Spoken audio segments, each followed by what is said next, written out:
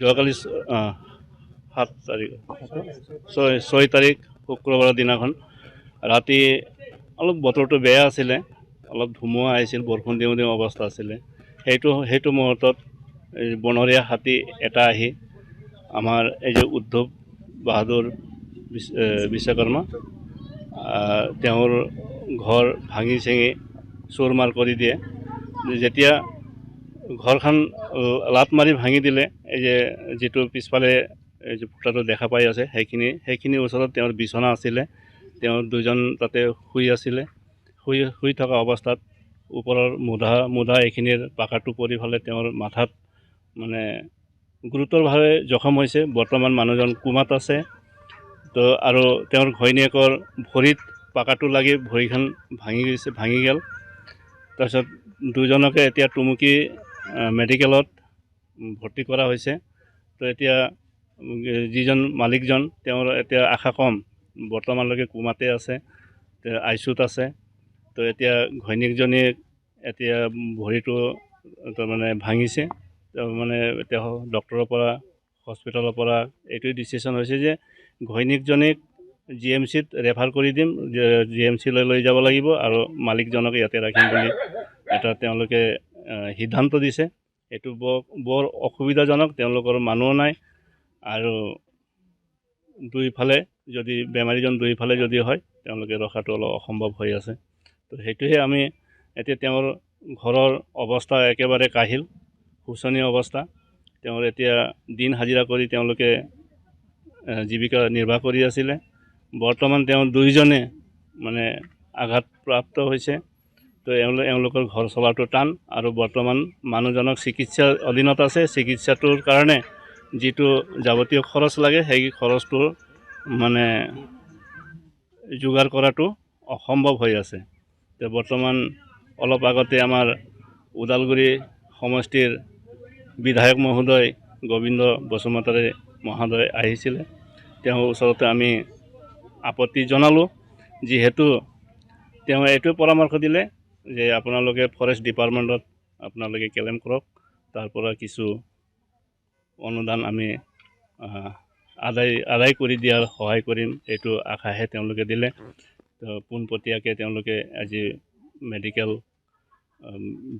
বেমাৰীজনক যিজন মৃত্যুৰ লগত যুঁজি আছে তেওঁক উদ্ধাৰ কৰিবৰ কাৰণে, তেওঁক বা চিকিৎসা কৰিবৰ কাৰণে তেনেকৈ হিচাপত আমি আৰ্থিক সাহাৰ্য পোৱা নাই বুলি ক'ব লাগিব। আৰু আজি আমাৰ গাঁও মোটামুটি 75 বছৰ 80 বছৰ পুৰণি গাঁওখন।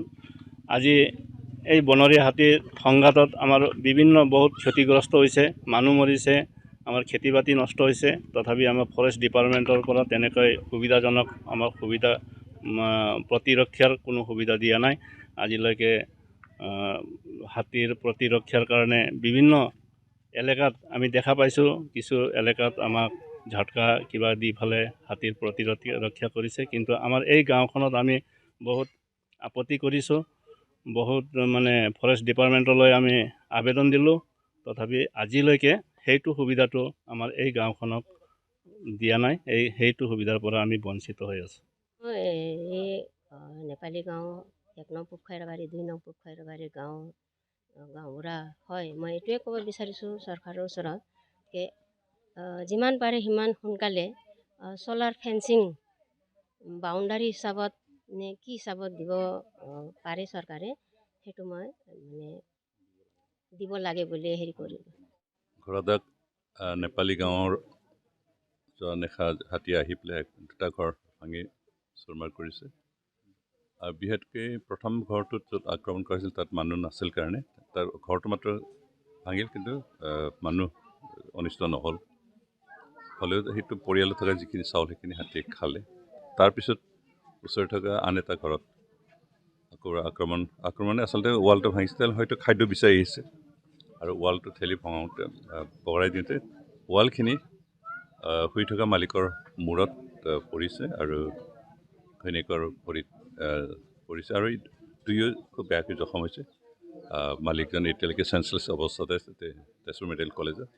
ঘৈণীয়েকজনৰ ভৰি খুব বেয়াকৈ ফ্ৰেকচাৰ হৈছে, সেইকাৰণে দুয়ো এতিয়া তেজপুৰ মেডিকেল কলেজত ট্ৰিটমেণ্ট হৈ আছে, চিকিৎসাধীন আছে।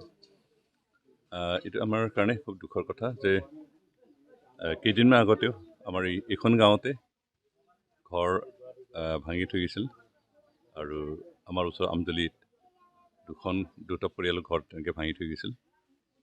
এইখিনি অঞ্চলত আচলতে হাতী বিচৰণ কৰা তেনেকৈ জেগাই আছিল আগতে, কিন্তু বৰ্তমান ভূটান বৰ্ডাৰলৈকে গাঁও হোৱাৰ কাৰণে কিছুমান চাহ বাগান ইত্যাদি হোৱাৰ কাৰণে হাতী থাকিব পৰা জেগা নাই, হাতীয়ে খাদ্য খাব পৰা তেনেকৈ কিবাবিলাক নাই। সেইকাৰণে হাতীয়ে খাদ্য বিচাৰি এতিয়া যিহেতু হাবি জংঘল তেনেকৈ খালী জেগা তেনেকৈ নাই, সেইকাৰণে গাঁওবিলাকত আহি তেওঁলোকে খাদ্য বিচাৰি আহিব লগা হয়। তাতে মানুহ আৰু হাতীৰ মাজত সংঘাত হয়। আৰু এইটো ঘটনা প্ৰায় বছৰত এইটো অঞ্চলত ভৈৰৱকুণ্ড সমষ্টিৰ ভিতৰত 2-3জন হ'লেও হাতীৰ আক্ৰমণত মৃত্যু হ'ব লগা হয়। এইটো ঘটনা আমি চৰকাৰৰ তৰফৰ পৰা খুব চেষ্টা কৰিছোঁ কেনেকৈ মানুহ আৰু হাতীৰ সংঘাতটো কেনেকৈ নাইকিয়া কৰিব পাৰি, সেইটো আমি চেষ্টা কৰিছোঁ, কিন্তু সমাধান কৰিব পৰা নাই। আৰু ইয়াৰ ৰাস্তা আমি বিচাৰি আছোঁ। বহুতেই ক'ব খোজে যে ইয়াত ছ'লাৰ লাইট দিয়াৰ ব্যৱস্থা কৰিলে সমাধান হ'ব বুলি, কিন্তু ছ'লাৰ লাইট সমাধান সেইটো দিয়াৰ ফলত আমি হাতী অহা সময়ত হাতীখিনি আগতীয়াকৈ দেখি পলাই লুকাব পাৰিম, কিন্তু তাতকৈ চলিউশ্যন তেনেকুৱা পাৰ্মানেণ্ট চলিউশ্যন তেনেকুৱা নহ'ব। কিন্তু মানুহখিনিয়ে হাতী দেখা পালে আগতীয়াকৈ পলাই লুকাই নিজক বচাব পৰা সেইখিনি মাত্ৰ ঘৰ হাঁহটোতো আমি বচাব নোৱাৰিম। যিয়ে নহওক চৰকাৰে কিন্তু এতিয়াও চেষ্টা চলাই আছে কেনেকৈ এই সংঘাতটো নাইকিয়া কৰি পাৰি। এইটো পৰিয়ালৰ কাৰণে খুব দুখজনক ঘটনা, কাৰণ পৰিয়ালৰ দুয়ো মুৰব্বীয়ে এতিয়া হস্পিটেলাইজ হৈ আছে। গিৰিয়েকজনৰ অৱস্থা খুব ভাল নহয়, খুব চেন্সলেছ অৱস্থাত হৈছে, মাত মাতিব পৰা নাই, লৰচৰ কৰিব পৰা নাই। ঘৈণীয়েকজনী বাৰু হয়তো ভাল হ'ব, হ'লেও খুব ঘূণীয়া হৈ থাকিব যেন লাগিছে ভৰি যিটো জখম হৈছে। সেইকাৰণে মই বিশেষকৈ আমাৰ ফৰেষ্ট ডিপাৰ্টমেণ্টৰ বিভাগীয় কিবা অনুৰোধ কৰিছোঁ যে ৰাতিপুৱা DFৰ লগত ফোনত কথা পাতিছিলে, তেখেতে কৈছে আজি ঈদ, যিহেতু তেখেতে ঈদ পালন কৰাৰ লোক হয়, সেইকাৰণে আজি ছুটী লৈ তেখেতে ঘৰত আছে, কাইলৈ আহিব আৰু সেইখিনি অলপ তদন্ত কৰিব। তো বিভাগীয় তৰফৰ পৰা যিখিনি সাহায্য দিয়াৰ ব্যৱস্থা আছে সেইখিনি দিব। মই ৰাইজক অনুৰোধ কৰিছোঁ, স্থানীয় ৰাইজক, যে পৰিয়ালটো হস্পিটেলত থাকোঁতে ডক্টৰৰ লগত আলোচনা কৰা, ক'ৰবাত শ্বিফটিং কৰা, এইখিনি কাম কৰিবৰ কাৰণে গাঁৱৰ ৰাইজে সহায় কৰে। তাক ৰাজ্য হিচাপে আমাৰ বিভাগীয় যিখিনি কিবা আছে ব্যৱস্থা আছে সেইখিনি উলিওৱাৰ ক্ষেত্ৰত আমি যিমান পাৰোঁ কিবা কৰিম। ইয়াৰ কাৰণে কিন্তু অলপ কিছু সময় লয়। আজি কৰিম, আজি নহ'ব, হয়তো এমাহ-ডেৰমাহমান সময় লাগিব। বাকীখিনি সময়ত কেনেকৈ আমি ব্যক্তি হিচাপে কেনেকৈ কৰিব পাৰোঁ, হয়, সেইখিনি কৰিম। সেইকাৰণে মোৰ অনুৰোধ, আমাৰ স্থানীয় ৰাইজে অলপ চলপ সহায় কৰিব লাগিব, কাৰণ চৰকাৰৰ সাহায্য আহোঁতে যথেষ্ট টাইম লয়। সেইখিনি আহিব, কিন্তু সেইখিনি আহি পোৱা সময়লৈকে বেমাৰীক আমি চাব লাগিব, তেওঁলোকৰ চিকিৎসাৰ কথাখিনিতো আমি চিন্তা কৰিব লাগিব। সেইখিনি মোৰ ব্যক্তিগত তৰফৰ পৰা যিখিনি পাৰোঁ সেইখিনি কৰিম, আৰু বাকীখিনি ৰাইজৰ, আমাৰ স্থানীয় ৰাইজে অলপ যিখিনি পাৰে, যিসকলে পাৰে অলপ চলপ সহায় কৰিব, সেইটোকে মই অনুৰোধ কৰিছোঁ। যিকোনো খবৰৰ বাবে যোগাযোগ কৰক 7099017330 লগতে 7099017110 নম্বৰত।